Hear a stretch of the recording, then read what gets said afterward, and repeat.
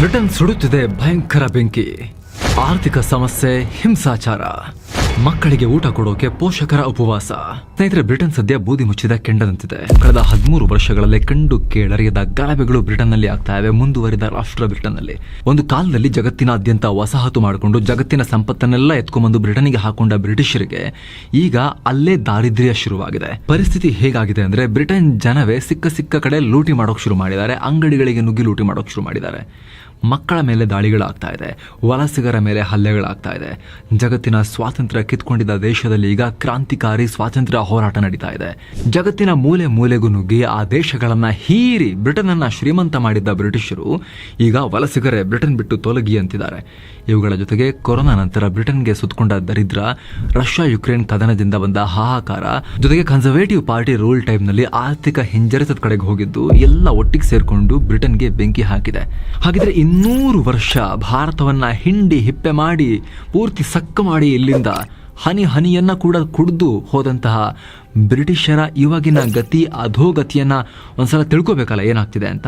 ಬನ್ನಿ ಕಡೆ ತನಕ ಮಿಸ್ ಮಾಡಿದೆ ನೋಡಿ. ಸ್ನೇಹಿತರೆ, ಸ್ವಾತಂತ್ರ್ಯ ದಿನಾಚರಣೆ ಹತ್ರ ಬಂದಿದೆ. ಬ್ರಿಟಿಷರು ಭಾರತಕ್ಕೆ ಕಾಲಿಡೋಕೆ ಮುಂಚೆ ಇದ್ದ ಭಾರತಕ್ಕೂ ಈಗಿನ ಭಾರತಕ್ಕೂ ಬಹಳ ಡಿಫ್ರೆನ್ಸ್ ಇದೆ.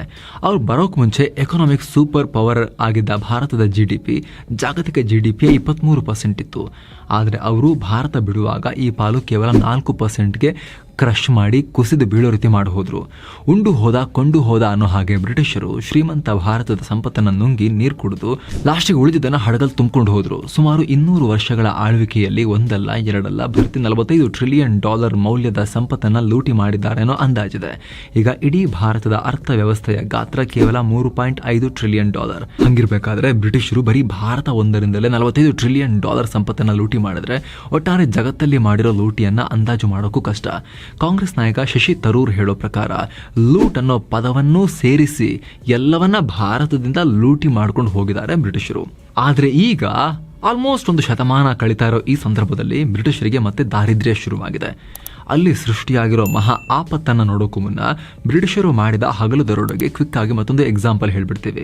19ನೇ ಶತಮಾನದಲ್ಲಿ ಬ್ರಿಟನ್ನಲ್ಲಿದ್ದ ಒಟ್ಟು ಎಲೀಟ್ ಕ್ಲಾಸ್ ಜನ ಅಂದ್ರೆ ಶ್ರೀಮಂತ ಜನರಲ್ಲಿ 20% ಶ್ರೀಮಂತರ ಆದಾಯದ ದೊಡ್ಡ ಮೂಲ ಸ್ಲೇವರಿ ಅಥವಾ ಗುಲಾಮಿ ಪದ್ಧತಿಯಾಗಿತ್ತು. ಬ್ರಿಟನ್ ಶ್ರೀಮಂತರು ಆಫ್ರಿಕಾದಿಂದ ಪ್ರಾಣಿಗಳಂತೆ ಹಿಡಿತಂದಿದ್ದ ಜನರನ್ನ ಮಾರಾಟ ಮಾಡಿ ದುಡಿಸಿ ಶ್ರೀಮಂತ ಜೀವನ ನಡೆಸ್ತಾ ಇದ್ರು. ಸುಮಾರು 30 ಲಕ್ಷ ಗುಲಾಮರನ್ನ ಮಾರಾಟ ಮಾಡಿ ಕುಬೇರರಾಗಿದ್ರು.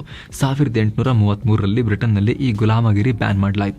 ಆಗ ಬ್ರಿಟಿಷ್ ಸರ್ಕಾರ ಈ ಬಿಸ್ನೆಸ್ ಮಾಡ್ತಾ ಇದ್ದ ಶ್ರೀಮಂತರಿಗೆ £20 ಮಿಲಿಯನ್ ಪರಿಹಾರ ಕೊಡುತ್ತೆ. ಯಾರಿಗೆ?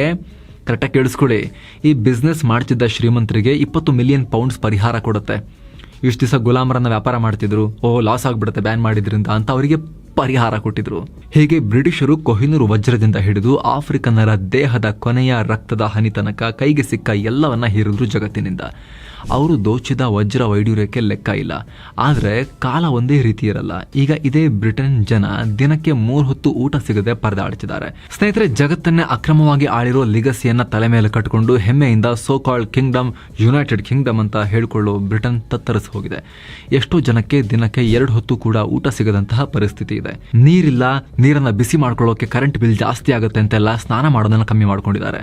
ವಯಸ್ಕರು ಪೆನ್ಷನ್ ಸಾಲ ನಮ್ಮ ಗತಿ ಏನು ಅಂತ ಕೇಳಿದ್ದು ಜಾಗತಿಕ ಲೆವೆಲ್ನಲ್ಲಿ ಸೌಂಡ್ ಮಾಡಿದೆ ಆಲ್ರೆಡಿ. ಚಳಿಗಾಲದಲ್ಲಿ ಮನೆ ಬಿಸಿ ಮಾಡ್ಕೊಳ್ಳೋಕ್ಕೂ ಇಂಧನ ಇಲ್ಲದೆ ಜನ ಚಳಿಯಿಂದ ಪ್ರಾಣ ಬಿಡ್ತಾ ಇದ್ರು. ಜಗತ್ತೆಲ್ಲ ಇದೇನಪ್ಪ ಬ್ರಿಟನ್ಗೆ ಇಂಥ ಗತಿ ಬಂದಿದೆ ಅನ್ನೋ ಪರಿಸ್ಥಿತಿ ಬಂದಿತ್ತು. ಅದಾದ್ಮೇಲೆ ಅಲ್ಲಿ ಚುನಾವಣೆ ಆಯಿತು. ಲೇಬರ್ ಪಾರ್ಟಿ ಭರ್ಜರಿ ಬಹುಮತದೊಂದಿಗೆ ಅಧಿಕಾರಕ್ಕೆ ಬಂತು. ಸರ್ಕಾರ ಚೇಂಜ್ ಆದರೂ ಬ್ರಿಟನ್ ರಾಜಕೀಯವಾಗಿ ಸಾಮಾಜಿಕವಾಗಿ ಬೂದಿ ಮುಚ್ಚಿದ ಕೆಂಡ ಥರನೇ ಇದೆ. ಕಳೆದ ವರ್ಷ ಇದ್ದ ಪರಿಸ್ಥಿತಿ ಈಗಲೂ ಕಂಪ್ಲೀಟ್ ಆಗಿ ಚೇಂಜ್ ಆಗಿಲ್ಲ. ಕಾಸ್ಟ್ ಆಫ್ ಲಿವಿಂಗ್ ಕ್ರೈಸಿಸ್ ಜೀವಂತವಾಗಿದೆ. ಬ್ರಿಟನ್ನ ಗಾರ್ಡಿಯನ್ ಪತ್ರಿಕೆಯ ಆಗಸ್ಟ್ ತಿಂಗಳ ಕೆಲ ಹೆಡ್ಲೈನ್ಗಳನ್ನು ನಿಮಗೆ ತೋರಿಸ್ತಾ ಹೋಗ್ತೀವಿ, ಸುಮ್ಮನೆ ಕಣ್ಣಾಡಿಸ್ಬಿಡಿ. ಇಂಗ್ಲೆಂಡ್ ಹಾಗೂ ವೇಲ್ಸ್ನಲ್ಲಿ ಮನೆಗಳು ಜಪ್ತಿಯಾಗ್ತಿರೋ ರೇಟ್ 5 ವರ್ಷಗಳಲ್ಲಿ ಪೀಕ್ನಲ್ಲಿದೆ. ಸಾಲ ಮಾಡಿರೋ ಜನ ಮನೆ ಬಿಡಿಸ್ಕೊಳ್ಳೋಕೆ ಆಗ್ತಾ ಇಲ್ಲ. ಮಕ್ಕಳಿಗೆ ಊಟ ಸಿಗಲಿ ಅಂತ ಪೋಷಕರು ಉಪವಾಸ ಇರ್ತಾ ಇದ್ದಾರೆ.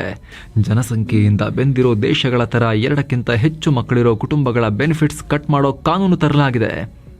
ಎಸ್, ಈ ರೀತಿಯ ಕಾನೂನು ಬ್ರಿಟನ್ನಲ್ಲಿ ಜಾರಿಗೆ ಬಂದಿದೆ.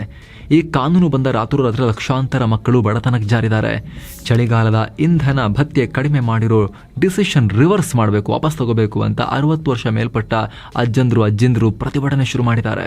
ಮ್ಯೂಸಿಕ್ ಕಾನ್ಸರ್ಟ್ಗಳಿಗೆ ಹೋದರೆ ಖರ್ಚು ಜಾಸ್ತಿ ಅಂತ ಜನ ಪುರಾತನ ಮ್ಯೂಸಿಕ್ ಸಿಡಿಗಳ ಕಡೆಗೆ ಮತ್ತೆ ಮುಖ ಮಾಡಿದ್ದಾರೆ. 30 ವರ್ಷಗಳಲ್ಲೇ ಅತಿ ಹೆಚ್ಚು ಬಡತನ ಏರಿಕೆ ಪ್ರಮಾಣ. ಸ್ನೇಹಿತರೆ, ಬ್ರಿಟನ್ನ ಇಂಧನ ಬೆಲೆ ಬಿಕ್ಕಟ್ಟು ಕಳೆದ 30 ವರ್ಷಗಳಲ್ಲಿ ಅತ್ಯಂತ ವೇಗವಾಗಿ ಬಡತನ ಜಾಸ್ತಿ ಆಗೋಕೆ ಕಾರಣ ಆಗ್ತಾ ಇದೆ. ಯುಕ್ರೇನ್ ಯುದ್ಧ ಶುರುವಾದ ಮೇಲೆ ಲಕ್ಷಾಂತರ ಜನ ಅಬ್ಸಲ್ಯೂಟ್ ಪಾವರ್ಟಿ ಅಥವಾ ಸಂಪೂರ್ಣ ಬಡತನಕ್ಕೆ ಜಾರಿದ್ದಾರೆ. ಅಂದ್ರೆ ಒಂದು ನಿರ್ದಿಷ್ಟ ಲೈಫ್ ಸ್ಟೈಲ್ ಲೀಡ್ ಮಾಡೋಕೆ ಬೇಕಾದ ಹಣಕ್ಕಿಂತ 40% ಕಡಿಮೆ ದುಡಿತಾ ಇದ್ದಾರೆ, ಅಥವಾ ಹಣದುಬ್ಬರದಿಂದಾಗಿ ದುಡಿಯೋ ಹಣ ಸಾಕಾಗ್ತಿಲ್ಲ. 2022-23ರಲ್ಲಿ ಬ್ರಿಟನ್ನ 6.7 ಕೋಟಿ ಜನರ ಪೈಕಿ 1.2 ಕೋಟಿ ಜನರಿಗೆ ಸಂಪೂರ್ಣ ಬಡತನ ಇದೆ. ಇದು ಕಳೆದ ವರ್ಷಕ್ಕಿಂತ 18% ಜಾಸ್ತಿ.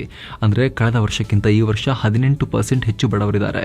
ಎಲ್ಲ ಸಮಸ್ಯೆಗಳ ಜೊತೆಗೆ ಗಲಭೆಗಳು ಸೌತ್ ಪೋರ್ಟ್ನಿಂದ ಶುರುವಾಗಿ ಮ್ಯಾಂಚೆಸ್ಟರ್, ಲಿವರ್ಪೂಲ್, ಪ್ಲೆಮೌತ್, ಲಂಡನ್, ಬರ್ಮಿಂಗ್ಹಮ್ ಸೇರಿ ಡಜನ್ ಗಟ್ಟಲೆ ಬ್ರಿಟಿಷ್ ಟೌನ್ಗಳಲ್ಲಿ ಫಾರ್ ರೈಟ್ ಜನ ಗಲಭೆ ಕೂಡ ಶುರು ಮಾಡಿದ್ದಾರೆ. ಅಂದ್ರೆ ಕಟ್ಟರ್ ಬಲಪಂಥೀಯರು ಗಲಭೆ ಶುರು ಮಾಡಿದ್ದಾರೆ. ಸೌತ್ ಪೋರ್ಟ್ನಲ್ಲಿ 3 ಮಕ್ಕಳ ಹತ್ಯೆ ಆಯಿತು. ಏನು ಅರಿಯದ ಪುಟ್ಟ ಮಕ್ಕಳ ಹತ್ಯೆ, ಹಲವು ಮಕ್ಕಳು ಗಾಯಗೊಂಡ್ರು. ಇಷ್ಟಾಗ್ತಿದ್ದ ಹಾಗೆ ಬ್ರಿಟನ್ನಾದ್ಯಂತ ಹಿಂಸಾಚಾರ ಶುರುವಾಗಿದೆ. ಜನಾಂಗೀಯ ಘರ್ಷಣೆಗಳು ಶುರುವಾಗಿವೆ. ನಿರಾಶ್ರಿತರು ತಂಗಿರೋ ಹೋಟೆಲ್ಗಳ ಮೇಲೆ ದಾಳಿ ನಡೆಸಲಾಗ್ತಾ ಇದೆ. ಒಂದ್ ಕಡೆ ಕೆಲ ಜನರು ವಲಸಿಗರು ಬ್ರಿಟನ್ಗೆ ಬರಲಿ, ಬಲಪಂಥೀಯರನ್ನ ಕಂಟ್ರೋಲ್ ಮಾಡಿ ಅಂತ ಪ್ರತಿಭಟನೆ ಮಾಡ್ತಿದ್ದಾರೆ. ಗಲಭೆ ಶುರುವಾಗಿ 2 ವಾರ ಆಗಿದೆ. ಹೊಸ ಟೌನ್ಗಳಿಗೆ ಗಲಾಟೆ ಸ್ಪ್ರೆಡ್ ಆಗ್ತಾ ಇದೆ. ಕಟ್ಟರ್ ಬಲಪಂಥೀಯರ ಗುಂಪು ಒಂದ್ ಕಡೆ ಮತ್ತು ಅವ್ರನ್ನ ವಿರೋಧಿಸಿ ಲಿಬರಲ್ಗಳು, ಕಮ್ಯುನಿಸ್ಟರ ಗುಂಪು ಇನ್ನೊಂದ್ ಕಡೆ. ಪರಿಸ್ಥಿತಿ ಎಲ್ಲಿಗೆ ಹೋಗ್ತಾ ಇದೆ ಅಂದ್ರೆ ಬ್ರಿಟನ್ ಪ್ರಧಾನಿ ಕಿಯರ್ ಸ್ಟಾರ್ಮರ್ ರಜೆ ಕ್ಯಾನ್ಸಲ್ ಮಾಡಿಕೊಂಡು ಗಲಭೆಗಳ ಕಡೆಗೆ ಫೋಕಸ್ ಮಾಡ್ತಿದ್ದಾರೆ. ಸೋಮವಾರದವರೆಗೆ 741 ಜನರನ್ನ ಅರೆಸ್ಟ್ ಮಾಡಿ 302 ಜನರನ್ನ ಅದರಲ್ಲಿ ರಿಲೀಸ್ ಮಾಡಲಾಗಿದೆ. ಇಷ್ಟು ಈಗ ಸದ್ಯದ ಬ್ರಿಟನ್ನ ಪರಿಸ್ಥಿತಿ ಇದೆ. ಏನೋ ಸ್ನೇಹಿತರೆ, ಕ್ವಿಕ್ ಆಗಿ ಈಗ ಈ ವಿಡಿಯೋದ ಪಾರ್ಟ್ನರ್ಸ್ ಆಗಿರೋ ಪಾಲಿಸಿ ಬಜಾರ್ನ NRI ಇನ್ವೆಸ್ಟ್ಮೆಂಟ್ ಪ್ಲಾನ್ಗಳ ಬಗ್ಗೆ ನೋಡ್ಕೊಂಡ್ ಬರೋಣ. ಸ್ನೇಹಿತರೆ, ಬ್ರಿಟನ್ ಎಕಾನಮಿಯನ್ನ ಭಾರತ ಓವರ್ಟೇಕ್ ಮಾಡಿ ವರ್ಷಗಳೇ ಆಗಿದೆ. ಭಾರತ ಈಗ ಹೂಡಿಕೆದಾರರ ಸ್ವರ್ಗ ಆಗ್ತಾ ಇದೆ.